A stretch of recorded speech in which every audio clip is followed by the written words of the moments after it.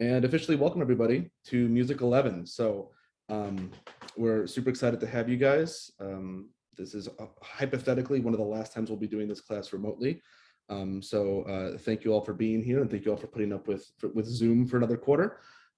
So before I begin with anything, I will introduce your TAs. So both of them are here today. Noam Fields, is it actually Meyer or Mayer? I've always forgotten to ask now. Yeah, it's Meyer. Meyer, great. So Noam is one of your TAs. He is a second-year music theorist. Do you want to introduce yourself a little bit, Noam? Sure. I'm Noam. I grew up in Los Angeles. You might see two of my cats running around here, so enjoy them. And I'm a music theory PhD student. Still figuring out exactly what I'm doing my research on, but thrilled to be here. This is my first time TAing, and thrilled to meet you folks.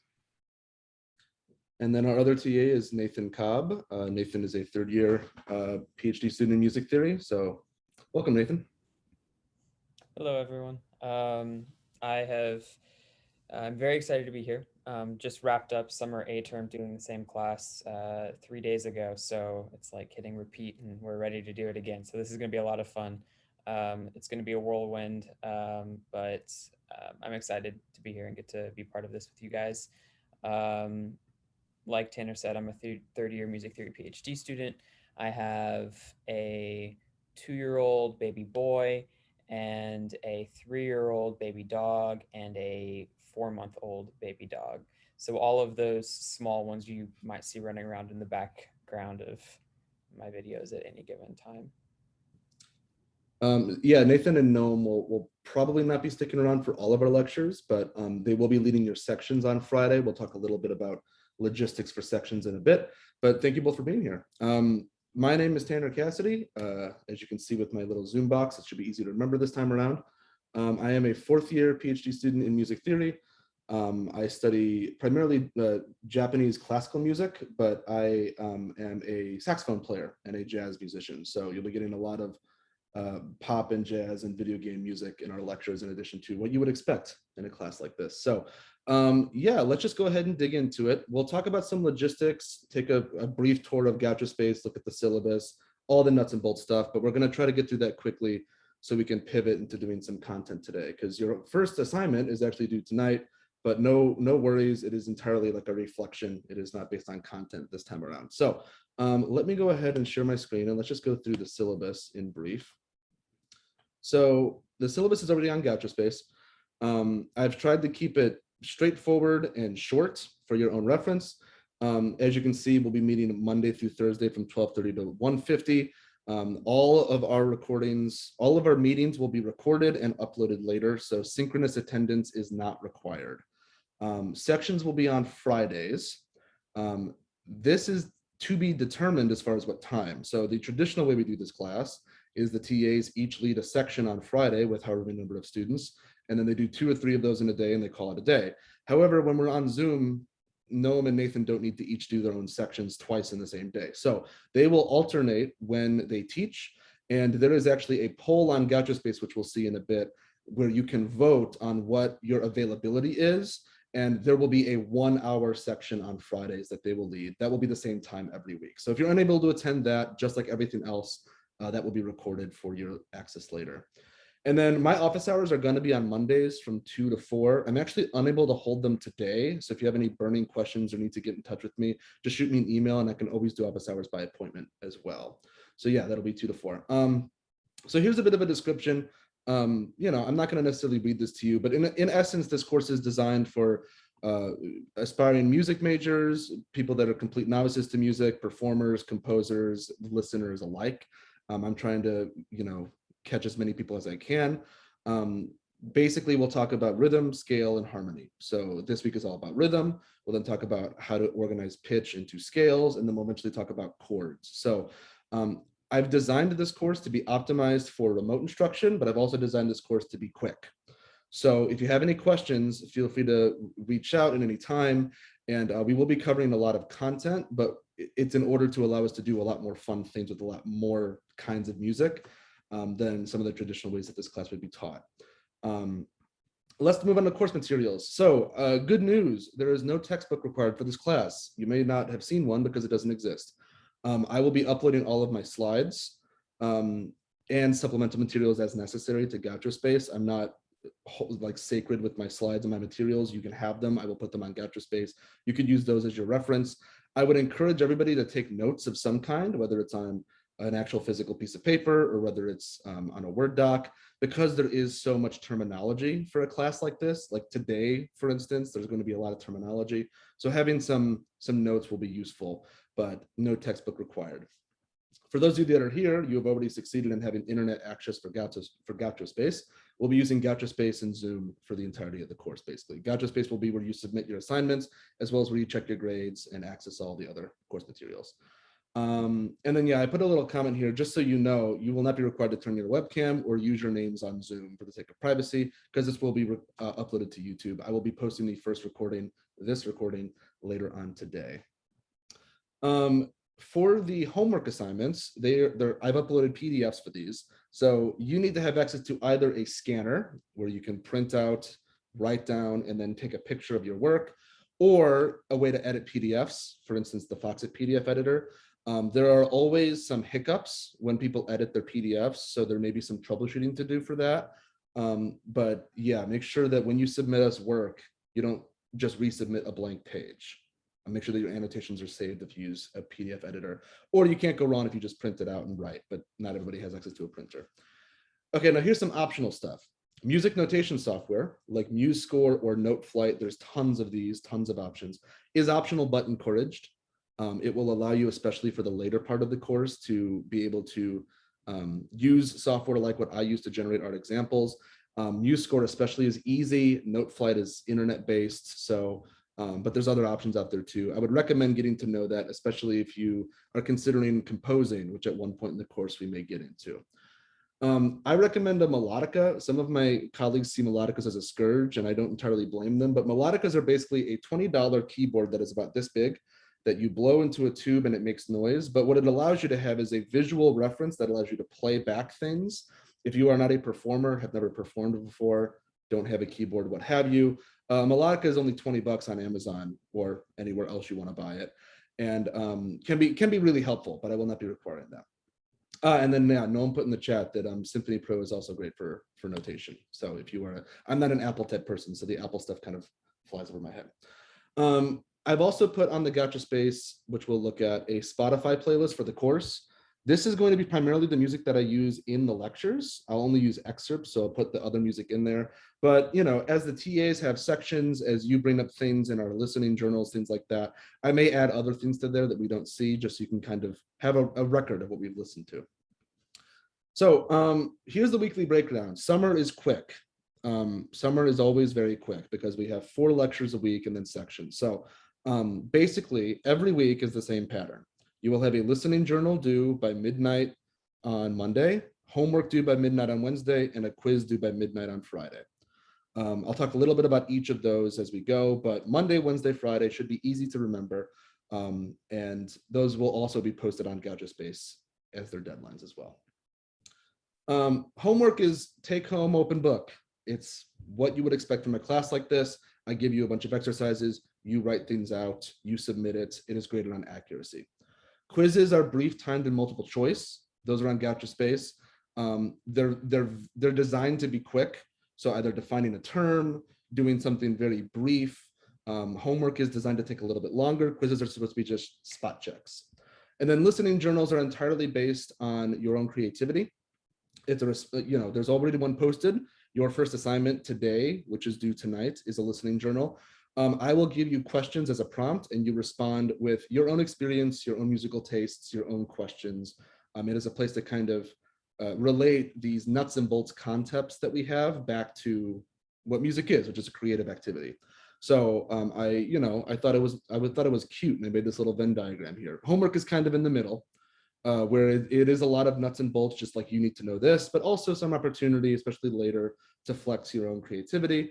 Listening journals is 100% that, and quizzes are quizzes. So there will be a midterm and a final exam. They will be take home. They will be similar to homework. We will talk about them later when it gets closer. The final project, similar boat. There is a final project in a in addition to the final exam. But you will have two options. You can flex either of your muscles you want, either talking about a piece in detail with course concepts or writing a small piece of music of your own. We will talk about this in more detail and post specifics to Gaucho Space later. And as anything else changes, of course, as things are often to change these days, I'll post some descriptions and requirements to Gaucho Space. So here's your grade breakdown. The biggest chunk of your grade rather is your weekly assignments. So keep on top of all of that, especially since there's no attendance for this class. You got to be really diligent with getting your assignments in on time, even if you're asynchronous. And then also midterm final project. Nothing out of the ordinary. I don't do extra credit, so there will not be extra credit, but there will be plenty of opportunity to make up points throughout the class. And I'm not trying to design the class to be unnecessarily difficult either. Late work. So here's the official late work policy: 10% off per day after the submission deadline. So for instance, if you submit a listening journal tomorrow instead of tonight, you would get a maximum grade of 90%. Late work can be accepted to the discretion of your TA to a total of no more than 60%. I am generally, when I am a TA, I am generally lenient on extensions if I'm given advance notice. So you have to travel for X, Y, or Z, something unexpected and maybe potentially frustrating or awful has happened to you. We can be lenient, but you have to keep us in the know, not necessarily giving us details, but just letting us know, like, hey, can I turn in this assignment a day late? In my experience, we're usually pretty fine about that. But as always, your TAs will be your primary point people for grades. So you can touch base with them if anything like that ever comes up. The schedule is here. I'm going to go over it in brief. I'm not going to go week by week. This week is all about rhythm, the first part of this class. By Friday of this week, we'll be able to look at essentially any type of rhythm that will be thrown up for the rest of the class. This week is especially going to be very term heavy, very counting heavy. There's just a lot of stuff this week, but after this week, we will use rhythm and meter in everything going forwards. So this is both an extremely important week in that we need to have a good fundamentals, but also if things are a little bit slippery still, we'll have lots and lots of time to practice them. We'll then spend 2 weeks on pitch, on scales, major and minor scales, how to read these notes on a piece of music. And then we'll end the course with chords and harmony. So looking at different progressions, whether they're classical, jazz, pop, rock, etc., and how to just build chords. And then finally, the last week I've designed as a way for us to kind of like workshop our final projects. There may or may not be some moving around of things because we take too long on this day, we don't take enough time on this day. Also, Labor Day happens, so we'll have to figure that out. We'll figure that out when we get closer to it. But the final week is going to be a lot of prep for the final exam and prep for your final projects. So that is the gist with the syllabus. I'm going to do an extremely quick tour of Gaucho Space because there's not much on it, which is good. So here's the Gaucho Space page, Fundamentals of Music B. You can email us over here if you'd like. Here's the information. Here's the Zoom link. I'm sure that's how you got here. Here's the office hour link for when I hold office hours, which will be every Monday after this one. If the syllabus changes, I will update it here and I will change the date. But as of right now, that's where the syllabus lives. Here is the form to vote for section times. Please do this by Wednesday. And we will let you know on Thursday when the section times will be for the rest of the quarter on Fridays. So please do this. You can do it now. It's very, very quick. Just when are you going to be available on Fridays? Here's the link to the Spotify playlist. And then here, I want to highlight something that I made. Instead of putting it in the syllabus, I wanted to keep campus resources separate.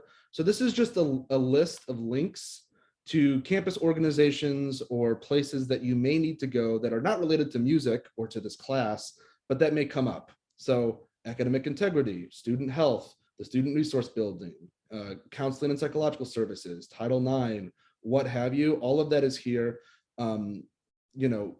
If we can help you in any way, just let us know. I've tried to do my best to put links here and then to explain things that aren't the most obvious. And I wanted this to be separate so you could just like pin this or print this or do whatever with it on your own time. So this is beyond the scope of Music 11. This is just campus stuff. So if you ever have any questions on that, let me or your TA know. And then of course, down here, we see our weeks. I've labeled them already.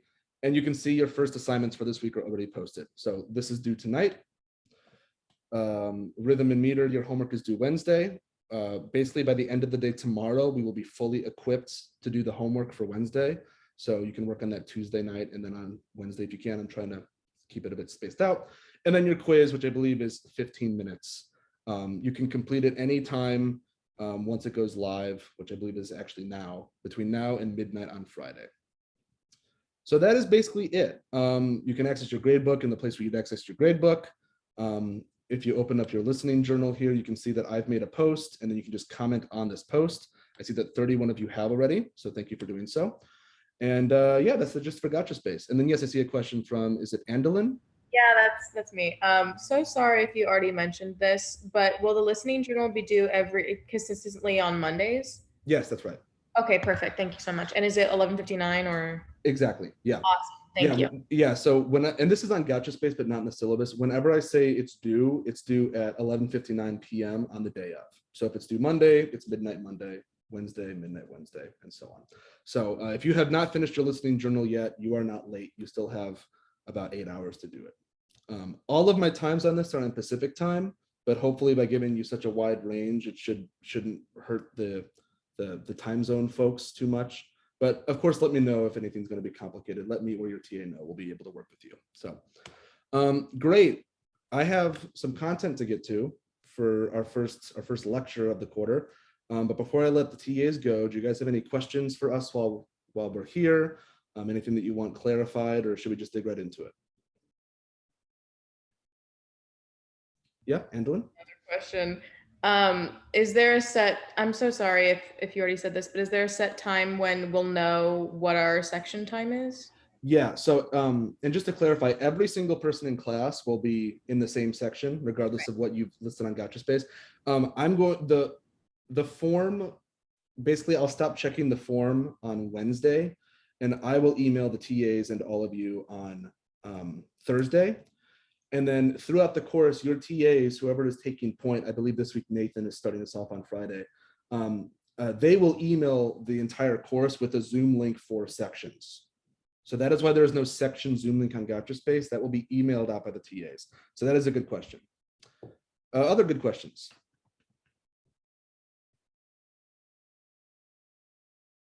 Okay.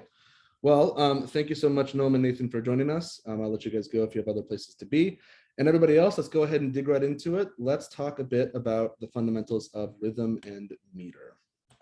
So here we go. Okay. I think someone has a quick question. Oh, sure. Sorry, I didn't see that. Is it in the chat, or do you just want to speak up? Oh, yeah. Gassan, go ahead. Yeah, so I haven't talked to the TAs about that yet, actually. That's a great question. When we've done this class in the past, the videos are just uploaded directly to Gotcha Space on the week of. So if it's the week 1 section, the video will appear in the week 1 Gotcha Space area. But that's actually a good question. I'll talk to them and see what they want to do. It'll be posted somewhere, but yes, sections will also be recorded. Okay, great. Yeah, I will try to keep chat handy. Hopefully it's not blocking the screen too much for all of you. Okay, so rhythm and meter basics. These are probably words that we've all heard before, but let's talk about actually what all these things mean. So what exactly is a beat? We tend to think of beats in many different ways. A beat is simply a regular unit of time that pulses underneath the music. In a lot of pop music or dance music, the beat is an obvious part of the texture, but any music has beats in it, even if the beat is not necessarily heard. These beats can be divided into what we call divisions. So the ways that we break up beats into smaller units, those are called dividing the beats. So for instance, there's a tune, it's quite old now, but the Gnarls Barkley tune Crazy has a regular repeating bass line that outlines the beat. So in this example we're going to listen to right off the bat, listen to the bass, because it plays every single beat, and the second beat of the 4 that recur is broken up. What I mean is, if these are your 4 beats, the second of these 4 beats, as they repeat, gets a little bit of extra 1 in the middle. It gets divided into 2. We basically split that beat into 2 units. And this pattern repeats over and over and over again. Now, if you don't know what I mean, let's listen to the track and see if it makes a bit more sense. You'll basically hear this repeating pattern. Bum, bum, bum, bum, bum, bum, bum, bum, bum, bum, and so on. And that sounds like this. I remember when I lost my mind. There was something so pleasant about that place. Even your emotions have an echo in so much space.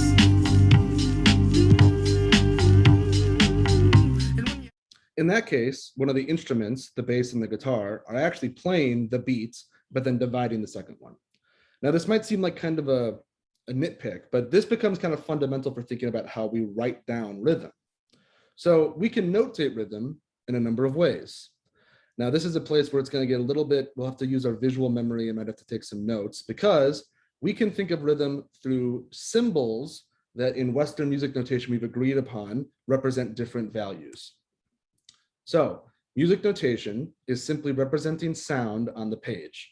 It provides a way for performers to perform the sound in a way that comes out as music.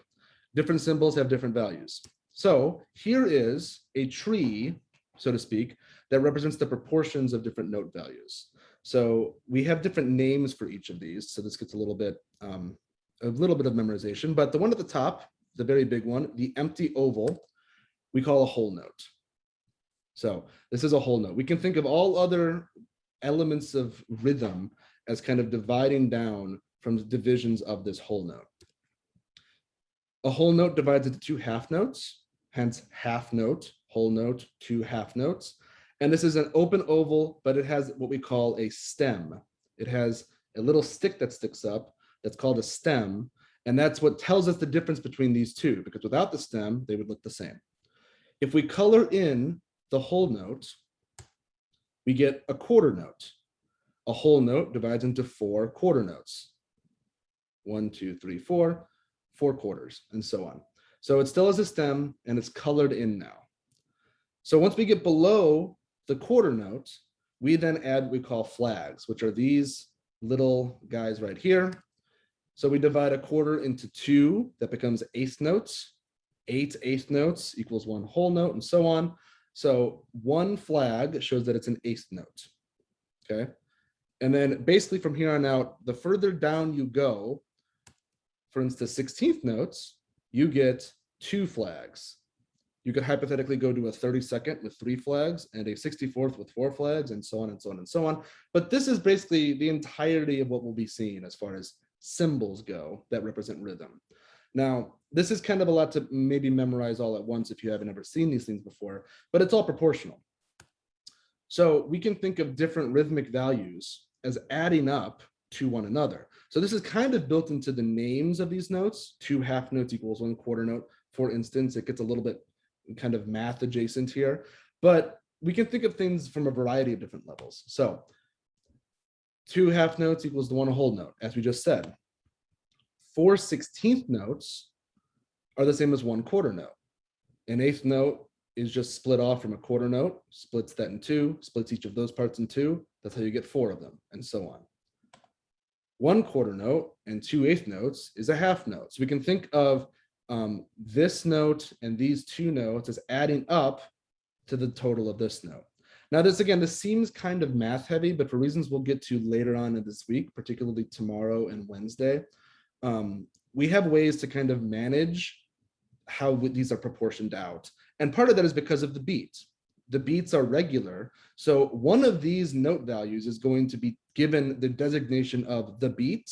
So we can think of everything as being proportionate to whatever note value gets the beats. And that becomes the foundation of how we think about meter, which is the organization of rhythm. But that is what we'll talk about tomorrow. For right now, this tree is something to kind of commit to memory. As a hint for what will be on the homework on Wednesday, there's some like rhythm math, rhythm proportions, whatever you want to call them, that pertain to the proportions on the rhythm tree here. So before I move on, any questions on any of these symbols? They're pretty famous symbols. You see eighth notes especially all over the place as like a symbol that represents music. But an eighth note specifically is just a proportion in our rhythm tree. It doesn't mean anything on its own unless it's given context. So how do we notate silence? Well, it turns out each of those notes on the rhythm tree has a corresponding symbol that represents silence. So Whole rests aren't really that important for us. We see whole rests a lot because whole rests are used to show that a whole note isn't being played or that just a period of time is empty. So as you can see, these are very similar looking. The whole rest is kind of like an upside down hat, and the half rest is like a right side up hat. But basically they're very similar. The difference for these is not as big of a deal. The ones you see more frequently are the ones down here. So this, oh, whoops, sorry about that. So we have our whole rest, we have our half rest. Now here we get the quarter rest. It looks a little bit kind of like an L or a little bit kind of like a cursive backwards 3 or just a regular 3, I guess, whatever you want to say. A squiggle, a carefully defined squiggle. These are quarter rests. We'll see quarter rests a lot. Quarter rests take the value of a quarter note, but indicate on the page that something isn't happening. Rests notate silence. Eighth rests then become a little bit of a swirly 7, like a 7 with the pompadour. But just like the flags that we saw on the 8th notes, the 16th notes get just like an extra little swoosh, so to speak. So they do correspond visually. The one that you'll need to remember specifically is the quarter rest. That's the one that doesn't really look like what it's representing, for instance. But for instance, half rest and whole rest, those are your two open note heads.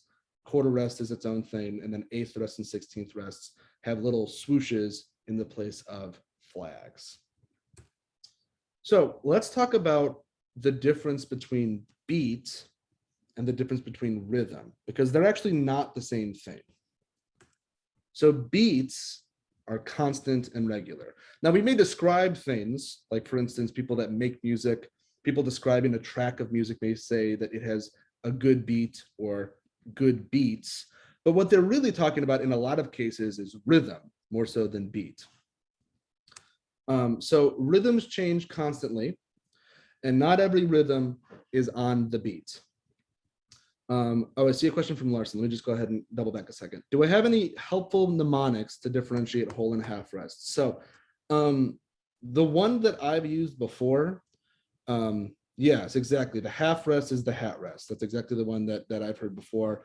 There's another one that I've heard some people use, which is like a whole rest is fruit that hasn't been plucked, but then when you've like taken it down and then shared it with your friends, it's then become 2 that are like on the ground. It's clunky.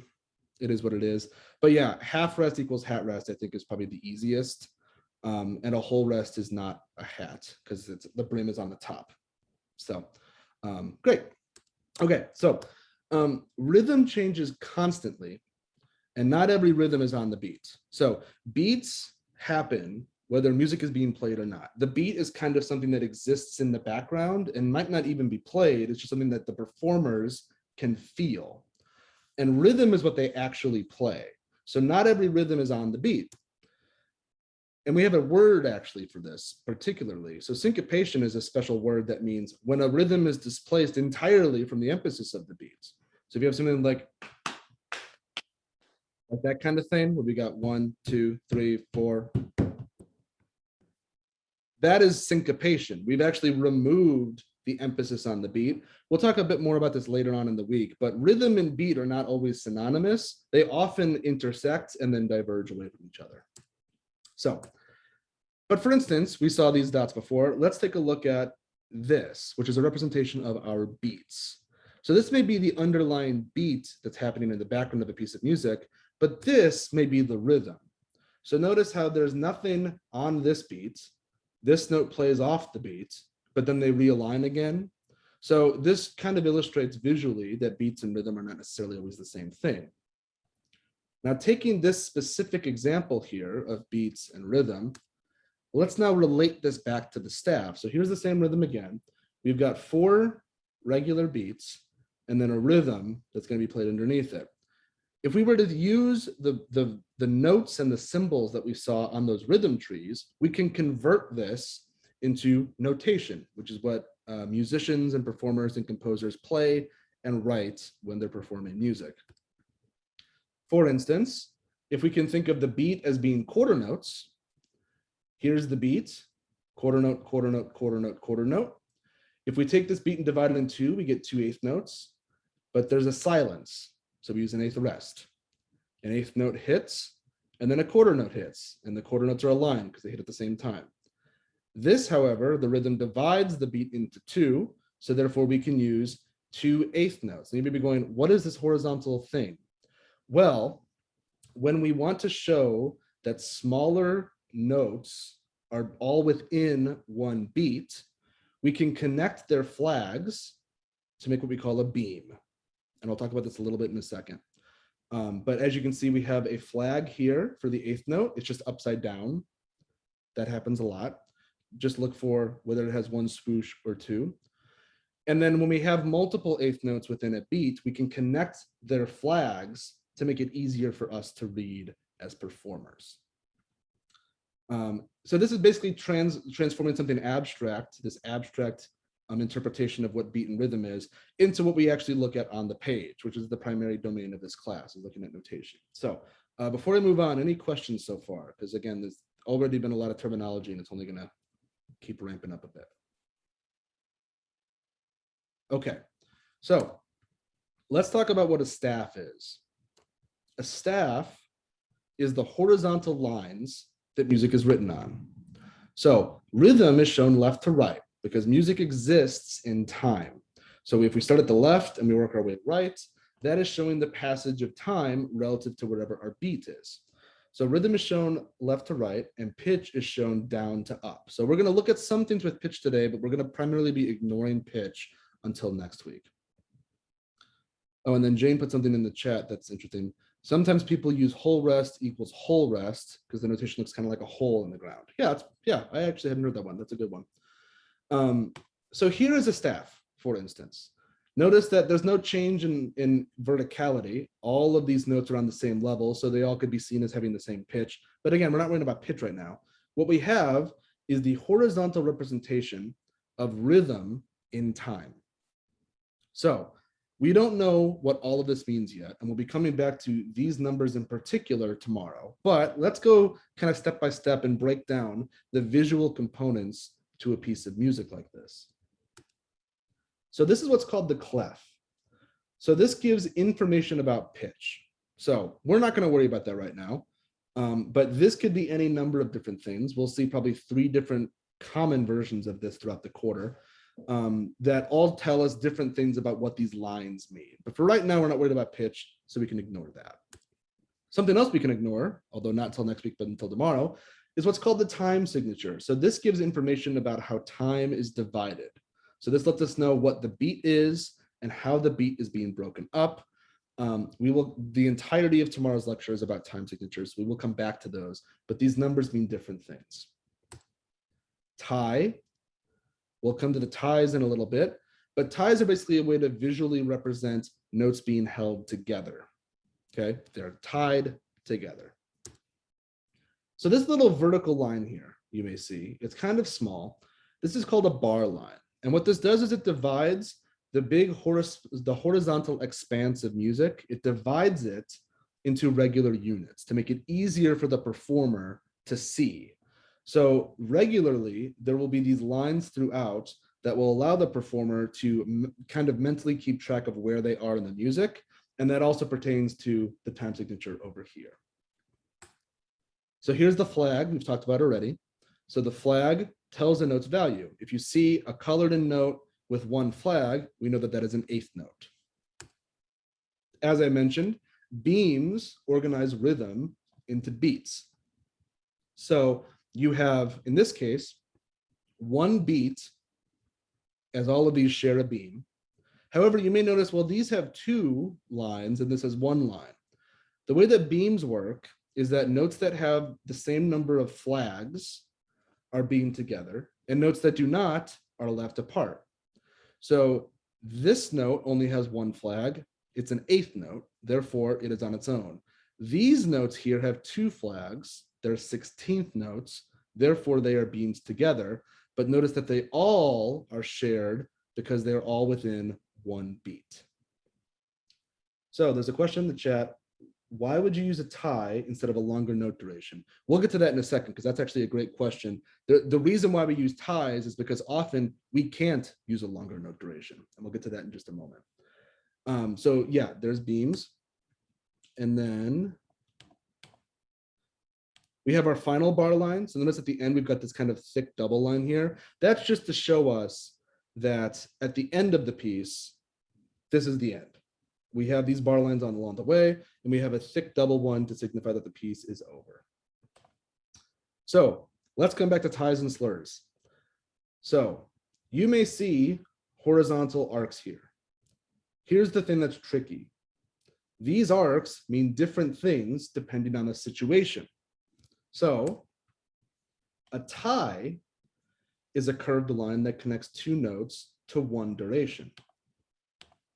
Basically, we tied two rhythms together to form one unit. For instance, this quarter note is joined to this eighth note of the same, two different notes tied to one duration. You can think of this as being like 1.5 quarter notes or 3 eighth notes and so on. The same thing happens here. We've had an eighth note and an eighth note that are being tied together. These are used across beats or across measures to connect the same pitches. Notice here that these notes don't change, right? And the reason, to answer the question that was in chat earlier, the reason is because we have reached the end of this measure. We cannot add any more notes. The reason for that will become apparent later on in the week, but we cannot add any more notes to this. So in order to allow us to have this duration, we tie it over into the next measure. And a unit of time is a measure. So what separates these little bar lines here, that is a measure of distance, sometimes called a bar, a measure of distance. In this case, we want to show that there's a beat here and a beat here, and the tie is helping us clarify that this is off the beat. This would be harder to read for a performer if it were written as a quarter note, even though you could do that. This is just a way to make it visually easier. Now you may be going, well, if those are ties, then why haven't we talked about this one over here and this one over here? The reason for that is because these are actually a different thing. These are called slurs. Slurs are a curved line that smooths the connection between two different pieces. So ties explain a rhythmic concept. Ties relate two rhythms and make them one. A slur is about performance. All that a slur means is that the performer needs to play these two notes in a connected way as they change. So instead of going bum, bum, they go ba-dum, and so on. So I have this admittedly bad MIDI example. MIDI is a way to like synthesize electronic music, but here is a flute recording, okay? So listen at the beginning, they will smooth out the connection between these two notes, play these two notes separately, and then when they get here, this note will sound as if it's all just a part of this first note over here, because they're all one duration. They do not replay the note here, and the same situation happens over here. So this is this like electronic flute playing these two measures of music.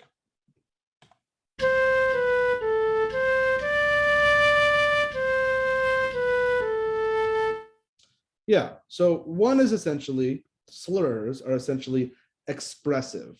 They tell the performer how to play something in a way that makes it sound different. Ties are rhythmic. They relate to how long notes are. They don't relate to how you play said notes. So that's the difference. And the reason why I mention this is because if you look at music, you see them all the time, and you could have slurs over notes that are tied, and it gets very confusing. So talking about this right away is kind of usually a good idea. Now let's talk about something else that can be admittedly confusing. So historically, especially when printing was not the easiest thing, either it was notated by hand or printing presses were quite expensive and unwieldy to use, musicians came up with a shortcut. They would add a little dot, it looks like a period, next to a note. And what this does is it adds half of the note's value back to itself. So this was used originally to cut back on the number of ties we would need. So it cuts back on ties. Think of all the ink you could save by omitting notes and all this ties over and over again. If you could just add a little dot. What that looks like is this. So this is what the note would look like if we were showing it tied. But we can add a little dot to represent what's on the left. And what I mean is, if we see a dotted half note, for instance, that is the same as if a half note was tied to half of itself, which is a quarter note. This is always a confusing concept for students because admittedly, it's a little confusing. It's kind of a historical anachronism that has become just so ingrained in how we think about music and how we write music that it's just something that we have to kind of deal with. So as you can see here, let's go through these one by one. So whole notes, half of a whole note is a half note. That's what a dotted the whole note is equal to. A half note, half of a half note is a quarter note. Therefore, that's what a dotted half note is equal to. A quarter note, half of a quarter note is an eighth note. That's what a dotted quarter note is equal to. You tie it together. So these are basically equal to, if you see a dot on a half note, it's like 1.5 half notes, however long that would be. And then finally, we have one more at the bottom. This is an eighth note. Half of an eighth note is a 16th note. So you have 2 flags. You could represent this with a dot, an eighth note with the flag and a little dot there. So dots also become very common depending on how we divide the beat for reasons that we'll get into later. But when we get into talking about music on Wednesday, dots become extremely common because dotted notes in some types of music become what the beat is. So we actually need to be pretty familiar with dots because we'll be seeing them a lot, especially this week. Okay, so before I move on, any questions now that we've been going? There's been, again, a lot of material in a relatively short amount of time, I will acknowledge. Okay, so let's just review some of the terms from this lecture. I'm not going to go back to the slides again if you have that as a reference, but let's just talk about these different terms again. Beat, a regularly occurring unit of time, whatever that means. It depends on the piece what the beat is, but the beat always exists in the background. Beats can be divided, so we can think of beats as being split up into different units. And rhythm is what performers, musicians, composers, whatever, play on top of this constantly undulating beat in the background. So the staff is that horizontal representation of time. Left to right is rhythm, and bottom to up is pitch. We talked about note durations that will require some memorization and some maybe a little bit of studying or some maybe perhaps flashcards, but being able to identify different types of notes based on the symbol we have for them. So a whole note is different from a half note, for instance. A 16th note is different from an eighth note, for instance. Rests are a visual representation of when a note isn't played. It's the way that we write down silence. Syncopation, which we'll talk about again later on in this week. Syncopation is when notes are displaced from the beats in a regular way.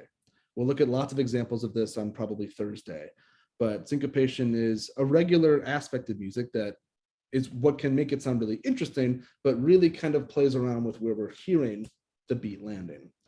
Time signatures are a way to represent what happens in every measure. Clefs tell us pitch information. Both of these things, time signatures and clef, we will come to later in the course. Bar lines separate music into regular units so that way it's easier to see, easier to count, easier to perform. Flags are a way to differentiate note values and note durations, and beams take notes that have flags and combine them to show where the beats are. Ties connect 2 notes of the same pitch over into 1 unit of time, and they often happen across bar lines or in awkward places in the measure where the beat wouldn't be super helpful. Slurs connect 2 notes of different pitches, but slurs are just an expressive text. They have nothing to do with rhythm. They only tell the performer how to play. And then dots add half the value of a note to itself. So those are dots. So these are going to be, all of these terms are going to be regular and in some cases daily fixtures for the rest of the course. So being able to tell the difference between a tie and a slur, what a dot does, beat versus rhythm. All of these things are going to be super important for the rest of the quarter. Now, the bad news is that this is just a ton of different terminology all at once on the first day. The good news is that we can visually look at almost any piece of music and be able to talk about the different elements that we're seeing on page already. We may not be able to talk about how to perform those, how to count those, what pitch has to do with anything, but we can make sense now of a piece of music as a performer would play. So before we talk about some examples, anybody have any questions before we move on?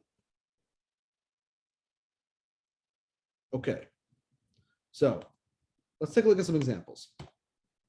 So here's an exceptionally old example. This is ragtime. This is piano music. Think Old West saloons, think Bugs Bunny, think whatever you need to think of. Ragtime. Ragtime is famous because it's known for its 16th note rhythms. There are 16th note rhythms everywhere. Okay, so 2 beams is the same as 2 flags. This little unit here is 4 16th notes. 16th note, 16th note, 16th note, 16th note. Notice we have a 16th note here and 16th here, but notice how the beam doesn't connect. That's because the middle note here is an 8th note. So hopefully you can visually see the difference there. 8th notes you can see down here. 16th note you can see up here. You see multiple notes here because they're playing chords. We won't talk about chords for several weeks, but all that you have to do is just stack notes on top of each other and you get chords. That's basically the gist of it. Multiple notes at the same time gives you a chord. So that's what this looks like. So ragtime is famous for its 16th note rhythms. In addition, this rhythm that I just pointed out, let's talk about that again. This rhythm especially is very famous. 16th note, 8th note, 16th note. It's kind of jagged. Playing ragtime music is built entirely upon this kind of weird alternation between 8th note and 16th note over and over and over and over again. And this is written for piano. Pianists have 2 hands, which is why you see 2 staffs, the top staff and the bottom staff. The pianist plays all of this simultaneously, which means that this is the bottom is their left. So there's that you have constant 8th notes, 8th note, 8th note, 8th note, 8th note, and so on. The left hand plays nothing but 8th notes the entire time. We can think of the left hand as providing for us, in this case, the beat. The left hand is constantly playing the beat, while the right hand sometimes aligns and sometimes goes off with whatever rhythms that the right hand is playing. So let's go ahead and listen to this. This is from the middle of the piece. This is also going to be on the playlist. Again, it's old, it's ragtime, but listen for the low notes that are playing bum, bum, bum, bum, bum, bum, bum, bum. And then listen for the high notes, the right hand, that are playing more jagged rhythms, and so on. Okay, so here is an example of ragtime.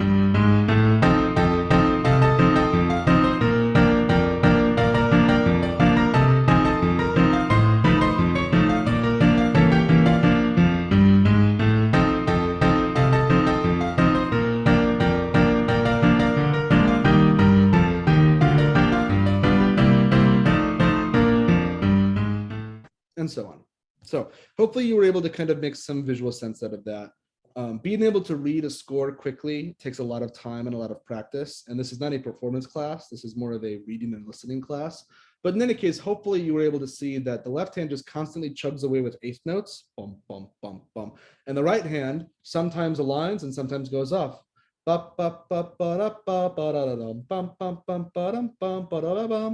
so on.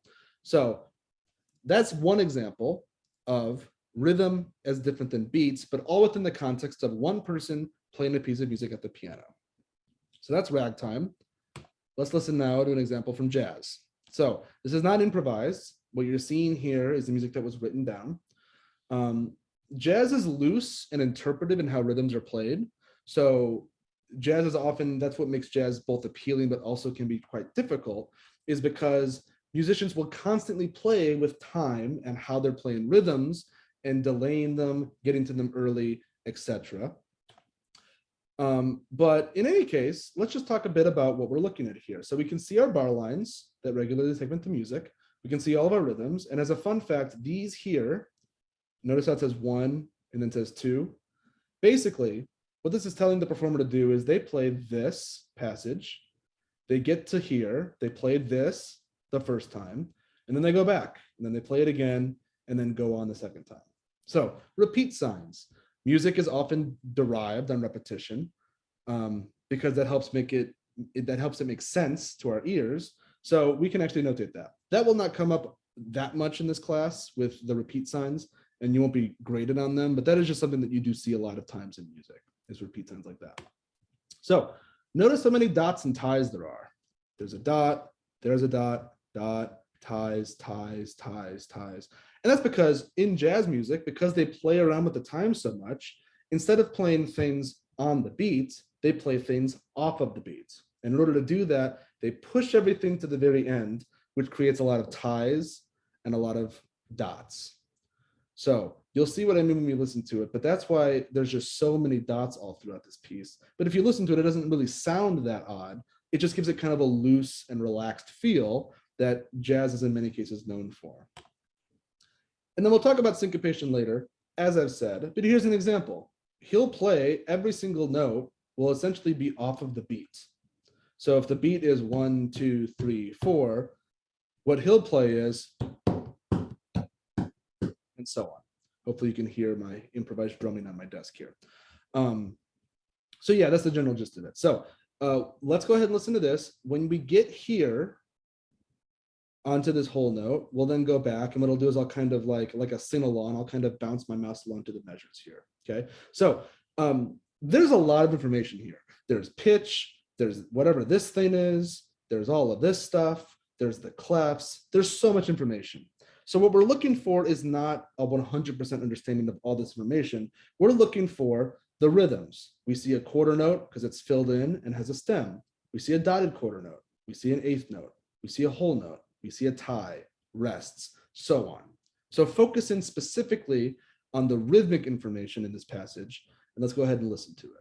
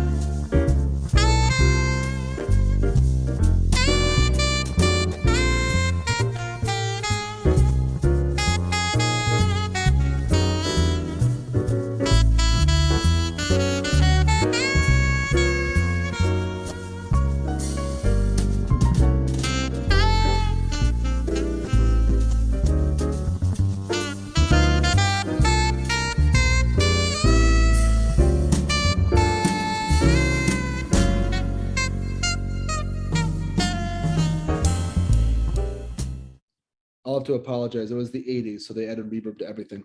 Yeah, so hopefully you're able to follow along with the rhythms. And again, this will be posted. The audio is embedded in the slides. So if you want to revisit this later with the score, you could look at that here, or these tracks are also on the Spotify playlist. So let's talk about next time. So basically, with all of the terms that we have, so many terms, an insane number of terms for what seems like one relatively short lecture, we've kind of gotten through everything we need to now look at actual music in context and start counting it, thinking about meter, etc. So next time, tomorrow, we'll talk about meter, what those numbers, the time signatures, what they actually mean, and how to count rhythms. So this kind of leads into how performers think about looking at the music and converting it and knowing how to play that.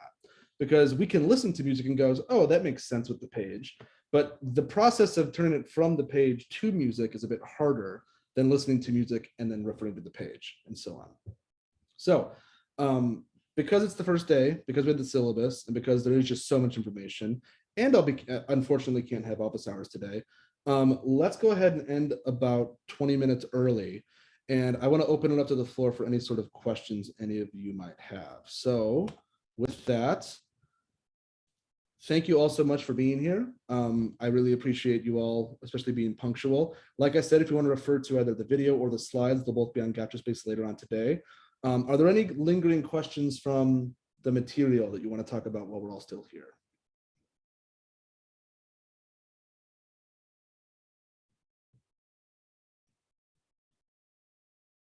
Okay, I'll hang around if anybody does have any questions for me. Don't forget you have a listening journal due tonight. It's very simple. I'm asking you about your musical tastes, why you're here, what you want to learn. So today is very simple. But yeah, if you have any questions, just email me. Like I said, I'll stick around for another 10 minutes or so. But you are all free to go. This will be posted on YouTube later. So thank you all so much, and I'll see you guys all tomorrow. Thank you. Thank you. Thank you. Bye.